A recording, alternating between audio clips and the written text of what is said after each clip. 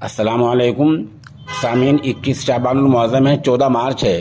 खबर का उन्वान है मरकज़ी सरकारी मुलाजिमों के भी अच्छे दिन आ गए हैं, उनका भी विकास हो गया है। मोदी सरकार ने मरकज़ी मुलाजिमीन को ऐसा तगड़ा झटका दिया है जिसको हमेशा याद रखेंगे। खबर थोड़ी तफसील से सुनिए।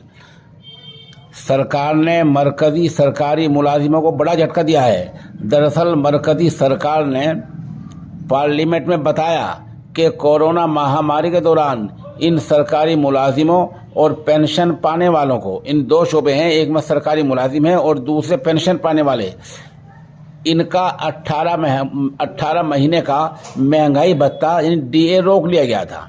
इन्हें नहीं दिया गया था। अब पार्लियामेंट में बाकायदा ऐलान कर दिया गया कि ये 18 महीने का रोका हुआ भत्ता नहीं दिया जाएगा। इस बारे में मुतल्लका वजारत के वजीर पंकज चौधरी ने पार्लियामेंट में तहरीरी तौर पर जवाब दिया है कि इन मुलाजिमीन को और जो पेंशन पाने वाले हैं महंगाई भत्ता 18 माह का नहीं दिया जाएगा। इनका 18 महीने का महंगाई भत्ता रोक लिया गया है।